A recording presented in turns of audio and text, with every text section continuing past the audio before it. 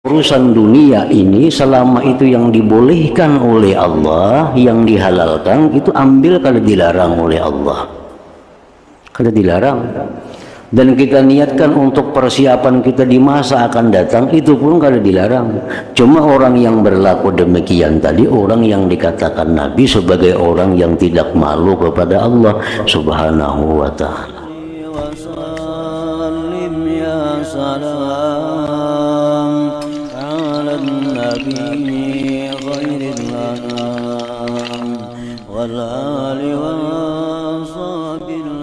Bismillahirrahmanirrahim. Alhamdulillahi rabbil alamin wa bihi nasta'in ala umurid dunya waddin. Wassalatu wassalamu ala asyrafil anbiya'i wal mursalin sayyidina Muhammadin wa ala alihi wa sahbihi ajma'in. Qala al-musannif al-imam Abu Hamid al-Ghazali rahimahullah wa nafa'ana bi ulumihi fid dharain amin. Wa qalat Ummul Munzir ittala'a Rasulullah sallallahu alaihi wasallam dzata 'ashiyyatin ilan nas faqala ayyuhan nas amma tastahuna min Allah qalu wa ma dzaka ya Rasulullah qala tajma'una ma la ta'kulun wa ta'muluna ma la tudrikun wa tabnuna ma la taskunun. Wa qala Abu Sa'id Al-Khudri ishtara Usamah ibn Zaid min Zaid ibn Thabit walidatan bimi'ati dinar ila syahrin fasami'tu Rasulullah sallallahu alaihi wasallam yaqul ala ta'jabun min Usamah al-mushtari ila syahrin inna Usamah la tawilul amal walladhi nafsi biyadihi ma tarafat aynaya illa zanantu anna syukraya la yaltaqiyan hatta yaqbidallah ruhi wa la rafa'tu tarfi fa zanantu anni wadi'uhu hatta uqbada wa la laqamtu luqmatan illa zanantu anni la usibuha hatta agussa biha minal maut. Summa qala ya ibn Adam in kuntum ta'qilun fa'uddu anfusakum minal mauta walladhi nafsi biyadihi innama tu'adun la'atin wa ma antum bimu'jizin ila akhirih. Makna perkataan Imam Al-Ghazali rahimahullah wa nafa'ana bi ulumih. Ummul Munzir berkata, seorang perempuan dari Ansar, Rasulullah sallallahu alaihi wasallam pada suatu sore melihat kepada manusia, lalu beliau bersabda, ayyuhan nas ama tastahun min Allah qalu wa ma dzaka ya Rasulullah qala tajma'una ma la ta'kulun wa ta'muluna ma la tudrikun wa tabnuna ma la taskunun. Artinya, wahai manusia, apakah kamu tidak merasa malu kepada Allah? Apakah kamu tidak sopan terhadap Allah?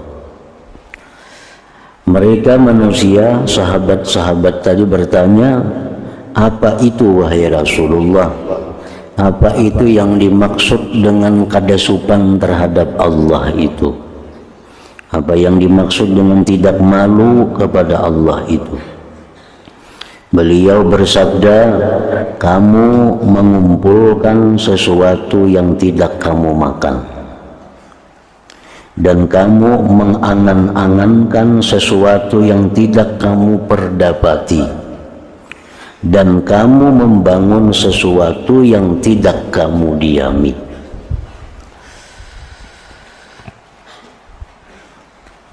Artinya, orang-orang yang merasa dirinya itu masih lama hidup di dalam dunia, lalu dia mengumpulkan harta karena masih lawas lagi hidupnya, itu dikatakan Rasul orang yang tidak malu kepada Allah Subhanahu wa ta'ala. Malu itu lebih tinggi kedudukannya daripada takut. Takut kepada Allah itu menjauhkan diri daripada perbuatan maksiat. Tapi kalau malu kepada Allah ini lebih daripada itu. Lebih daripada sekedar menjauhkan diri daripada maksiat. Nah, sebenarnya mengumpulkan harta asalkan dengan cara yang halal itu tidak dilarang di dalam agama. Yang kita niatkan harta yang dikumpul itu untuk persiapan di masa yang akan datang, itu pun tidak dilarang di dalam agama. Tetapi perilaku itu disebut sebagai orang yang tidak malu kepada Allah Subhanahu wa ta'ala. Nah, sama halnya perbandingannya orang besaruan. Besaruan, kita diundang orang ke rumah seseorang. Nah, begitu kita sampai di rumah yang mengundang tadi, disediakan di situ berbagai macam makanan, berpuluh-puluh macam jenis makanan. Ujarna ampun rumah, silahkan makan. Apa yang kamu mau, ini halal semua. Artinya kita boleh mengambil sebanyak-banyaknya apa yang ada di situ. Boleh mengambil karena dihalalkan oleh yang ampun saruan ini. Nah, cuma kalau kita di situ punya malu, tentu kita akan mengambil sesuatu yang akan kita makan. Ini prasmanan nih. Macam-macam iwak ada, macam-macam buah-buahan ada, itu halal bagi undangan. Nah, kalau kita punya malu, cukup kita ambil nasi secukupnya, iwak secukupnya. Walaupun samuan itu boleh kita makan. Tapi kalau kita kada punya malu, haruan ambil, hati ambil, intalo ambil, samuan dikukut. Memang ampun rumah kada sarik, cuma kada tahu dibasa orang ngarannya, kada tahu disupan ngarannya. Nah, sama halnya ini, bahwa urusan dunia ini selama itu yang dibolehkan oleh Allah, yang dihalalkan, itu ambil kada dilarang oleh Allah. Kada dilarang. Dan kita niatkan untuk persiapan kita di masa akan datang, itu pun kada dilarang. Cuma orang yang berlaku demikian tadi, orang yang dikatakan Nabi sebagai orang yang tidak malu kepada Allah Subhanahu wa ta'ala. Nah, jadi kedudukan orang yang malu kepada Allah itu lebih tinggi daripada kedudukan orang yang takut kepada Allah Subhanahu wa ta'ala. Contohnya, orang yang memakai pakaian yang hanya menutupi kemaluannya. Orang ini memakai laki-laki, kita ambil contoh laki-laki yang memakai pakaian cuma menutupi ubul-duburnya di dalam kamar surangan. Di dalam kamar surangan orang kadada, lalu berpakaian nangka itu berselawar handap. Nah, dari segi hukum Allah, hukum fikih, ini kada dilarang. Kada dilarang sebab kemaluan ditutupinya di dalam kamar orang lain kada dia melihat. Itu dari segi fikih itu dibolehkan. Tapi kalau orang ini punya rasa malu kepada Allah, ini kada mau melakukan itu. Walaupun di dalam kamar saurangan tetap berselawar katuk, selawar culok dia kita, selawar nang limpual lintuhut. Walaupun di kamar kada ada orangnya, kada mau pakaian simpak. Walaupun berpakai simpak itu di dalam kamar sorangan menurut fikih itu halal. Tapi kalau kita punya malu kepada Allah, kada malu kita makai itu supan lawan Tuhan. Nah, jadi artinya bahwa rasa malu kepada Allah ini ditimbulkan daripada satu sifat yang namanya muraqabah. Itu di situ datangnya malu ini. Kalau kita memandang tentang azab Allah, kita memandang ancaman-ancaman Allah, itu timbul takut. Tapi kalau kita memandang bahwa Allah Subhanahu wa Ta'ala selalu mengawasi gerak-gerik kita, Allah selalu melihat apa yang terjadi pada kita, Allah melihat keadaan kita dimanapun, nah di situ timbul haya minallah, malu daripada Allah Ta'ala. Jadi kedudukan malu itu lebih tinggi daripada kedudukan takut kepada Allah. Nah, orang yang mengumpulkan kekayaan lalu dia merasa dirinya masih lama hidup dalam dunia, itu dianggap Nabi sebagai orang yang tidak punya malu kepada Allah Subhanahu wa Ta'ala.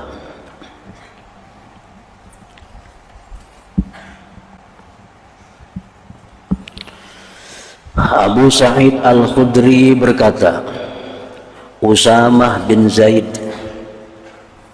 Usamah ini seorang laki-laki kecintaan Rasulullah, kesayangan Rasulullah. Abahnya pun Zaid, Zaid itu kesayangan daripada Rasulullah juga. Nah, Usamah bin Zaid ini membeli, menukar dari Zaid bin Thabit seorang budak perempuan dengan 100 dinar sampai sebulan.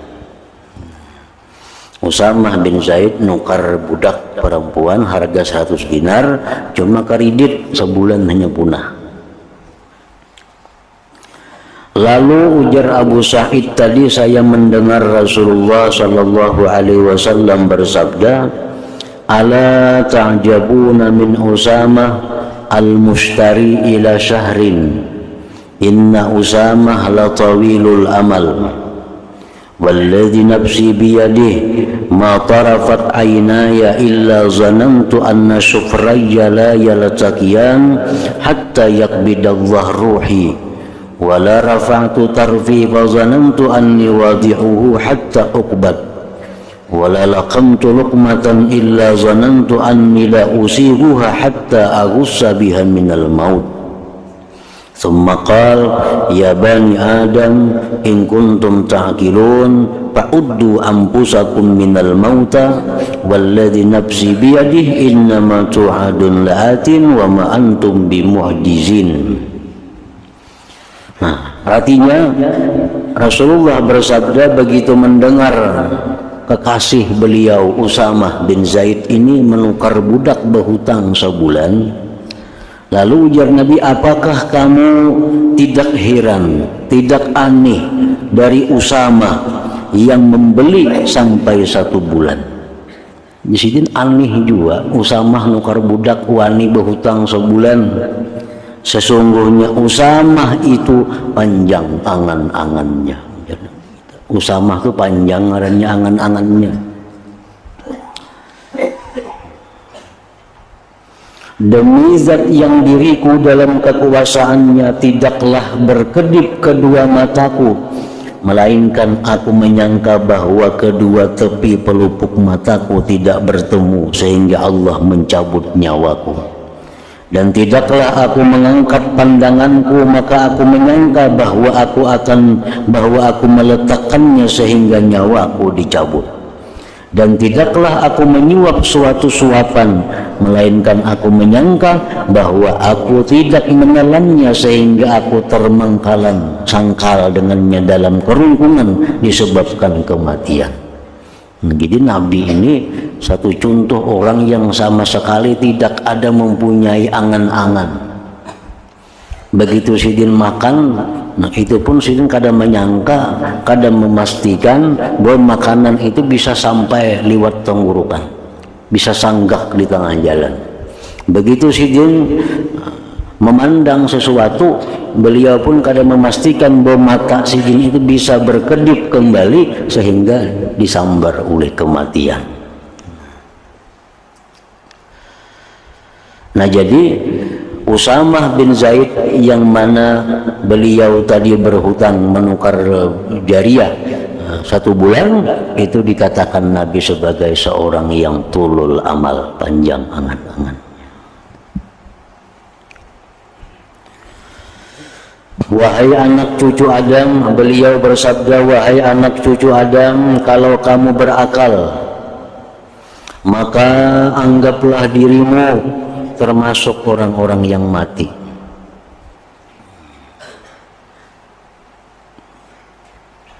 Kalau kamu berakal, maka anggaplah dirimu termasuk orang-orang yang mati. Nah, itu maksudnya kita di alam dunia ini hidup dengan sedemikian keadaannya, hendaknya kita mempersiapkan untuk hari kematian atau mempersiapkan akhirat itu sekada-kadanya seperti apa yang kita alami dalam dunia. Kalau kada lebih daripada yang ada di dunia ini. Nah itu bila kita demikian, kita sudah dianggap orang yang menganggap dirinya itu orang mati. Artinya bahwa kita ini sudah sempurna persiapan kita di akhirat itu, sehingga tinggal menuju pindahnya aja lagi. Nah, rumah kita di sana sudah ada, kita ulahkan. Nah, kendaraan kita di sana sudah ada, kita siapkan. Kebun taman di sana sudah ada, disiapkan. Makanan minuman sudah disiapkan di sana. Nah, walaupun kita diam di dalam dunia, tapi kita ini seolah-olah sudah orang mati ngarannya. Karena persiapan kita untuk mati itu sudah lengkap semuaan di situ. Nah, jangan kita hanya memikirkan kenyamanan hidup nang kadalawas nina. Jangan hanya memikirkan kenyamanan, kenikmatan hidup nang kadalawas ini. Sedangkan hidup nang panjang kaina kita untung-untungan. Untung-untungan ini banyak untung-untungan urusan akhirat nih. Artinya pasrah. Padahal Allah menyuruh pasrah itu urusan dunia. Yang tawakal itu urusan dunia, bukan urusan akhirat. Karena urusan dunia ini Allah sudah menjamin bahwa kita kada akan habis rezeki kalau kita kada mati. Itu ayunya pasrah. Karena Tuhan sudah mengurusi itu. Nah, urusan akhirat itu Allah kada menjamin kita ini ke surga mati, kada dijamin Tuhan. Nah, hendaknya kan kada dijamin ini kita bersungguh-sungguh mempersiapkannya. Nah, jadi maksudnya ujar Nabi, anggaplah dirimu termasuk orang-orang yang mati. Artinya semua yang kita butuhkan di akhirat itu sudah kita siapkan mulai di dalam dunia ini. Orang yang bisi rumah di dunia ini megah, rumahnya mewah. Di akhiratnya ada kena kada bisi rumah. Di akhirat bubuk, di neraka lagi anda kena. Nah, ini orang yang hanya memikirkan persiapan di alam dunia. Padahal mestinya kalau kita dalam dunia ini rumah 2 tingkat, berisi rumah, akhirat itu 100 tingkat maka persiapannya. Karena di sana berdiam seumuran, kada berpindah lagi, kada bakal bermati lagi. Nah, itu menganggap diri ngarannya sudah mati. Kendaraan kita di akhirat itu mesti ada. Jangan hanya dalam dunia berisi kendaraan, di akhirat kada ada, kena kunyuk-kunyuk di situ. Nah, ini yang kada dipikirkan oleh kebanyakan manusia. Yang dipikirkan ini cuma hidup nang 50-60 tahun ini. Kalau kamu berakal, ujar Nabi, maka anggaplah dirimu termasuk orang-orang yang mati. Demi zat yang diriku dalam kekuasaannya, sesungguhnya apa yang dijanjikan kepadamu itu pasti datang dan tidaklah kamu dapat menolaknya. Apa-apa yang dijanjikan Allah itu pasti terjadi dan kita kada akan bisa menolaknya dengan cara apapun.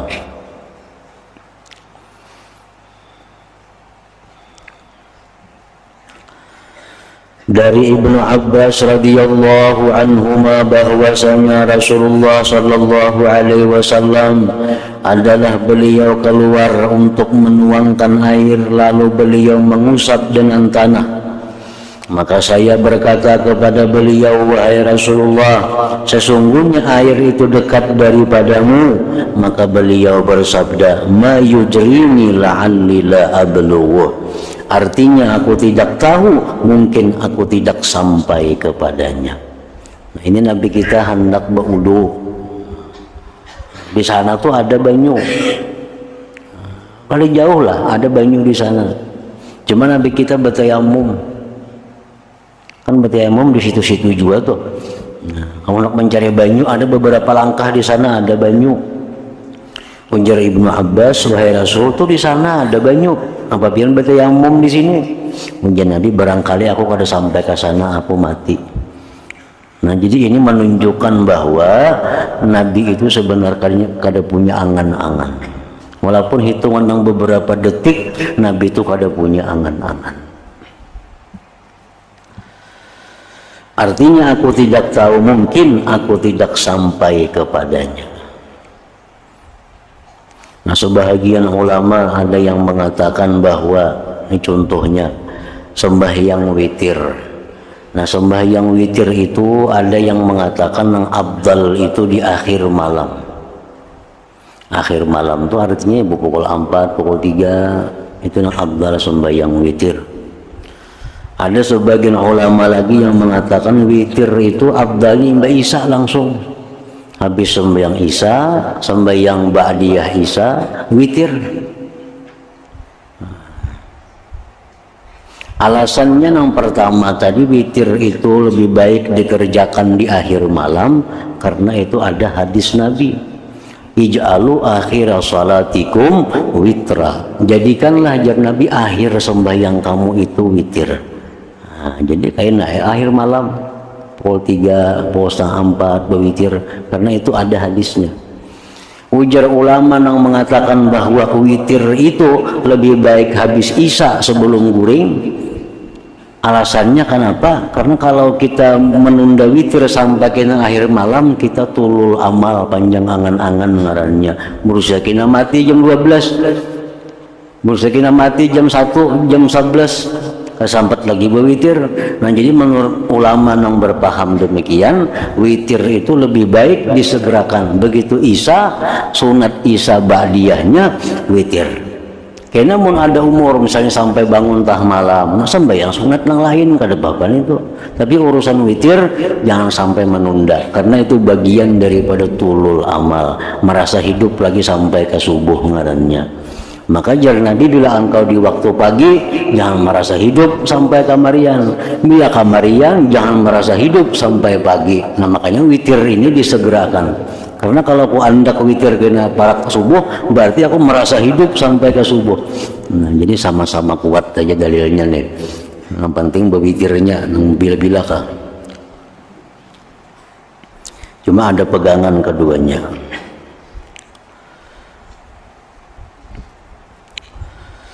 Diriwayatkan bahwa Rasulullah Shallallahu Alaihi Wasallam mengambil 3 kayu. Lalu beliau menancapkan sepotong di hadapannya, kayu yang lain ke sampingnya, adapun kayu yang ketiga maka beliau menjauhkannya. Lalu beliau bersabda, hal tadrun ma hadza? Artinya, apakah kamu tahu apakah ini? Para sahabat menjawab, Allah dan Rasulnya lebih mengetahui. Beliau bersabda, hadzal insan wa hadzal ajal wa dzakal amal yata'atahu ibnu adam wa yakhtalijuhul ajal dunal amal. Artinya ini adalah manusia, ujar Nabi, dan ini adalah ajal. Dan itu adalah angan-angan yang dikerjakan oleh anak Adam, dan ia dimasuki oleh ajal tanpa mencapai angan-angan. Jadi Nabi kita menggambarkan bahwa ini manusia, nah ini umur mereka hingga sini ya Nabi, nah angan-angan mereka sampai di sini. Jadi artinya kalau sampai mencapai angan-angan sudah disambar oleh kematian. Nah, itulah kebanyakan manusia.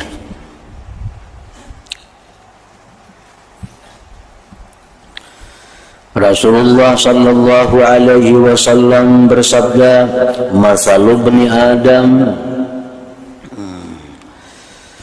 wa wa ila jambihi tis'un wa tis'una maniyah in akhta'athul manaya waqa'a fil haram. Artinya perumpamaan anak Adam dan di sampingnya ada 99 kematian. Jika kematian itu tidak mengenainya, maka ia jatuh pada tua bangka. Manusia ini artinya amunnya selamat dari kematian, ujung-ujungnya kena tuha bangka. Ini inya umur 15 tahun. Garing sihat. Umur 30 tahun operasi sihat lagi. Umur 60 tahun garing pulang, bawa ke rumah sakit sigar pulang. Umur 80 tahun, akhirnya 90 tahun kada garing cuma tuha bangka, kada kawan apa-apa juga tuha bangka itu. Nah jadi artinya ujian Nabi manusia itu amunnya kada mati ya ujung-ujungnya tuha bangka.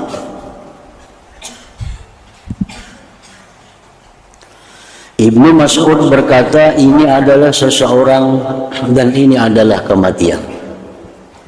Di sekelilingnya ada jalan-jalan kepadanya dan tua bangka itu di belakang kematian tersebut dan angan-angan di belakang tua bangka. Maka ia berangan-angan dan kematian ini adalah jalan kepadanya. Mana saja itu melewatinya maka menangkapnya. Kalau kematian tidak mengenainya maka ia dibunuh oleh tuha bangka itu. Sedangkan ia menunggu angan-angan.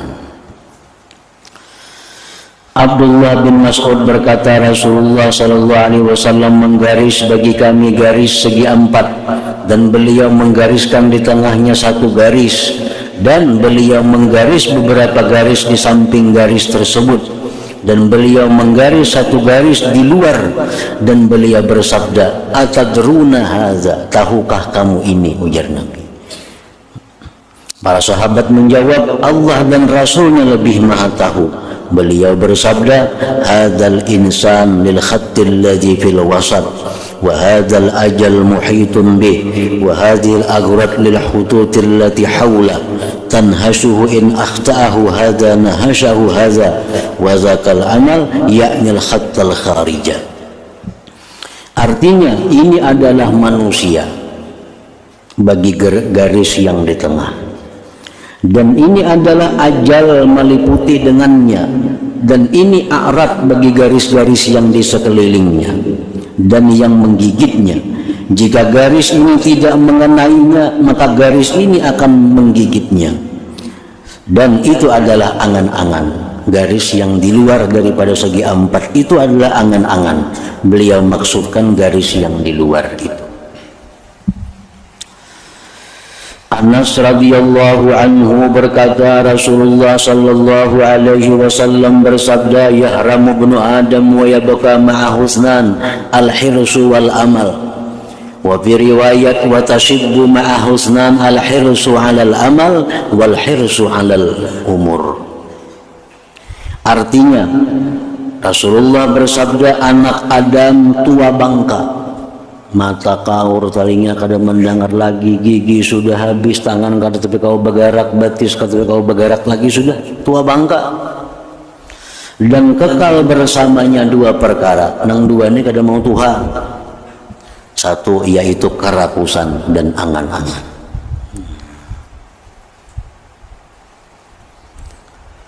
Tamak dan angan-angan itu kada mau bertuha, walaupun nang lainnya semakin tuha di dalam tubuh manusia itu. Dan pada riwayat yang lain, dan muda bersamanya dua perkara, yaitu kerakusan kepada harta dan kerakusan kepada umur.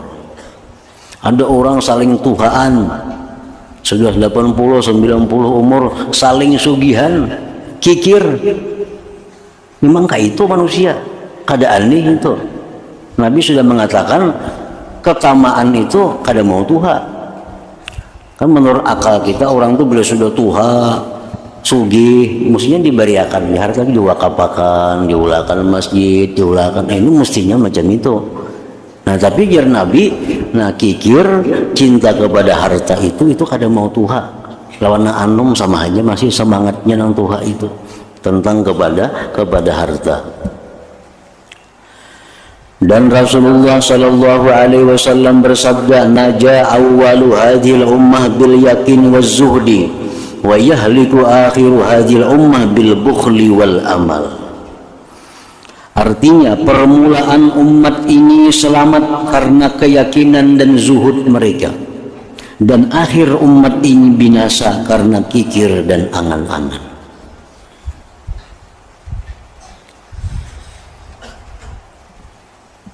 Angan-angan itu artinya itu merasa umur masih panjang lagi. Itu angan-angan, merasa kena hidup sampai minggu kaina, merasa masih hidup sampai bulan kaina. Nah, itu angan-angan. Dikatakan bahwa ketika Nabi Isa alaihissalam sedang duduk, Nabi Isa duduk dan seorang tua bekerja dengan sekup mengubarkan tanah. Nabi Isa duduk di kejauhan sana, ada melihat orang tua mencangkul. Maka Nabi Isa alaihissalam berdoa, ya Allah, cabutlah angan-angan daripadanya. Jadi Nabi Musa, ya Allah, cabutlah angan-angan dari yang tua nang mencangkul itu. Nah, doa Nabi Isa ini kabul. Begitu Nabi Isa berdoa tadi, lalu orang tua itu meletakkan sekup dan berbaring. Maka ia berdiam sesaat. Lalu Nabi Isa alaihissalam berdoa, ya Allah, kembalikanlah angan-angan kepadanya. Maka orang itu berdiri lalu mulai bekerja lagi. Didatangi oleh Nabi Isa, orang tua tadi.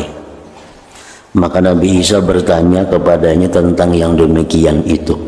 Maka orang tua itu menjawab, ketika saya bekerja mencangkul tadi, tiba-tiba diriku berkata kepadaku, sampai kapan kamu bekerja sedang kamu itu orang tua yang lanjut usia? Segan apa ikam lagi bercari? Ikam ini sudah tua, nang dimakan ada aja, apalagi bercari. Nah, diriku ini berkata kayak itu. Maka saya limpar sekup itu dan saya berbaring, ampih begawi. Nah, kemudian diriku berkata kepadaku, tidak boleh, tidak bagiku dari penghidupan selama kamu masih hidup. Timbul pulang geritik dalam hati ini, kalau ikam kena berumur 10 tahun lagi, kalau kena berumur ikam 15 tahun lagi. Nah, maka saya berdiri kepada sekupku itu, berdiri pulang, mencangkul pulang, karena bisikan timbul kalau berumur 10 tahun lagi. Nah, jadi artinya bahwa urusan keduniaan ini sangat ditentukan dengan masalah amal angan-angan. Bila orang merasa masih panjang hidup, tentu makin cinta kepada dunia. Bila orang merasa umurnya ini kada panjang, nah kada begitu cinta terhadap dunia ini. Al-Hasan al-Basri rahimahullah berkata, Rasulullah sallallahu alaihi wasallam bersabda, "Akullukum yuhibbu ay yadkhulal jannah?" Qalu na'am ya Rasulullah. Qala qassiru minal amal wa sabbitu ajalakum baina absarikum wastahyu minallah haqqal haya. Artinya, Rasulullah bersabda, apakah setiap kamu ingin masuk surga? Ya Nabi, aku naiknya ke surga mati. Naam ya Rasulullah, mau wahai Rasulullah, kadang kadang mau ke surga mati. Apalagi Nabi yang menawari. Ya wahai Rasulullah, beliau bersabda, kalau ikam hendak ke surga, jar Nabi, pertama pindikanlah angan-angan, pindikanlah angan-anganmu itu. Tetapkanlah ajalmu di hadapan penglihatanmu. Jadi setiap kali kita berada, hari ini hari Kamis, ini hari Kamis yang terakhir bagiku. Kada tentu Kamis akan datang hidup. Nah, kita kena esok ada umur hari Jumat, anggap ini Jumat yang terakhir bagiku. Jumat yang akan datang kada tahu lagi. Hari Sabtu, nah di pagi Sabtu kita bisiki diri kita, ini Sabtu terakhir bagi kita. Sabtu akan datang belum tentu lagi. Nah, jadi tegakkan ajal itu di hadapan matamu artinya. Yang ketiga, dan malulah kepada Allah dengan malu yang sebenar-benarnya. Dan adalah Rasulullah sallallahu alaihi wasallam mengucapkan dalam doa beliau. Jadi ini angan-angan panjang, artinya merasa hidup itu masih lawas, itu tercela. Tercela. Ukurannya tercela itu macam apa? Ukuran tercela itu macam apa? Sehingga kita dicela kalau kita merasa hidup sampai seminggu lagi. Nah, panjang angan-angan itu tercela apabila itu membuat kita meninggalkan satu kebaikan. Itu tercela. Apabila panjang angan-angan itu menimbulkan kita ini malas berbuat kebaikan, nah itu tercela. Artinya walaupun kita merasa panjang lagi angan-angan, tapi kita selalu berbuat kebaikan, nah itu kan jadi masalah. Kenapa panjang angan-angan ini dicela? Karena biasanya panjang angan-angan ini membuat kikir. Nah itu sebabnya dicela. Panjang angan-angan ini mengakibatkan kada tahu hari waktu lagi bercari. Nah ini yang dicela. Kenapa panjang angan-angan itu dicela? Karena biasanya menunda-nunda tobat. Nah itu dicela. Nah kalau orang ini misalnya kada kikir, tobatnya setiap saat, amal ibadahnya tepat waktunya, itu panjang angan-angan itu kada jadi masalah baginya.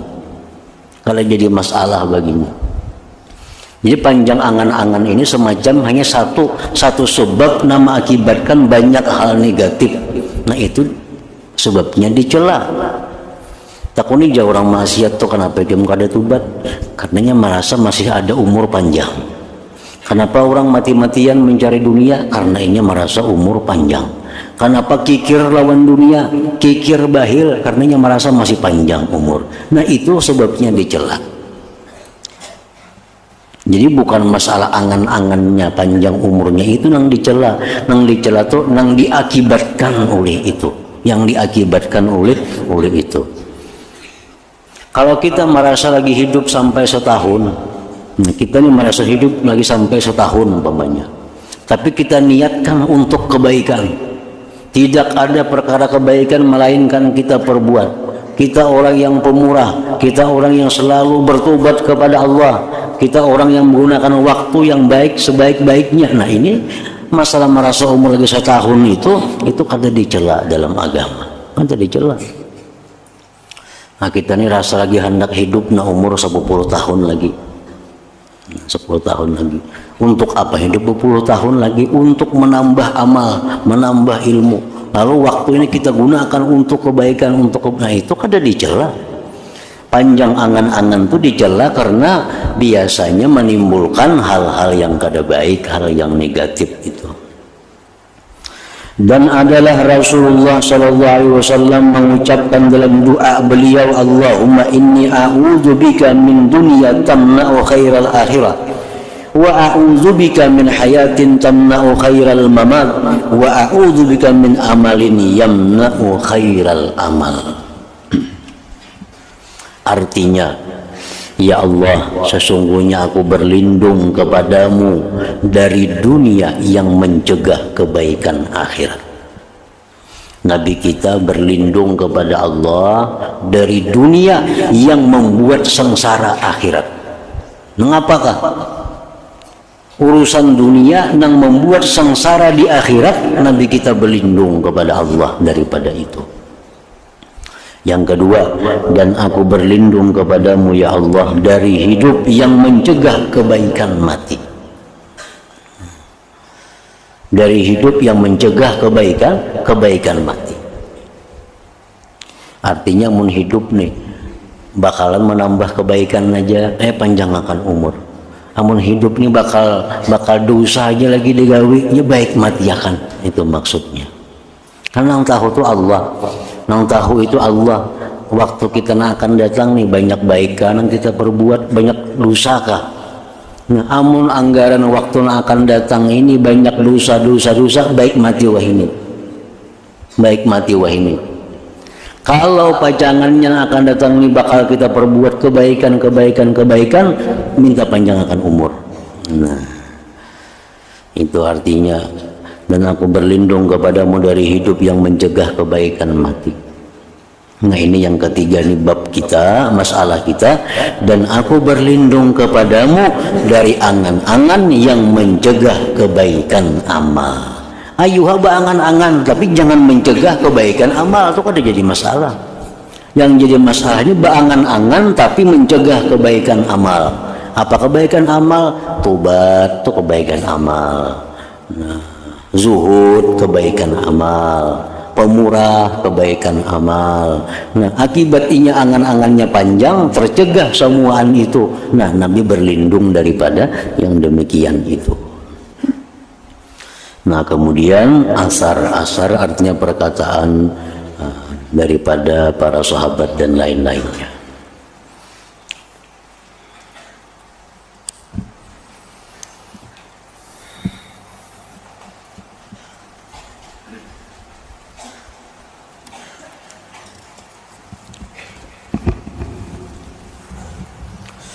Afdalul dzikri fa'lam annahu la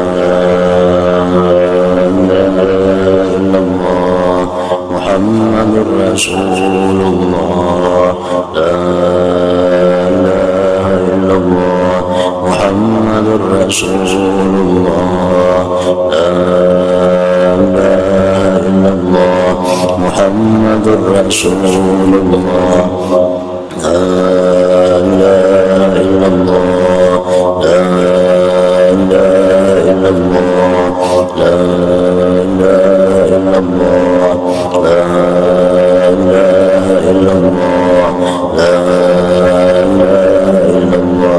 Allahu Allah, Allahu Allah, Allahu Allah, Allahu Allah, Allahu Allah, Allahu Allah, Allahu Allah, Allahu Allah, Allahu Allah, Allahu Allah, Allahu Allah, la ilaha illallah Muhammadur Rasulullah, la ilaha illallah Muhammadur Rasulullah, la ilaha illallah Muhammadur Rasulullah, la ilaha illallah. Al-Fatihah. Iyyaka na'budu wa iyyaka nasta'in ihdinas siratal mustaqim. ويا أيها الرجل من شفاعة صلوا عليه وسلموا تسليما اللهم صل وسلم وبارك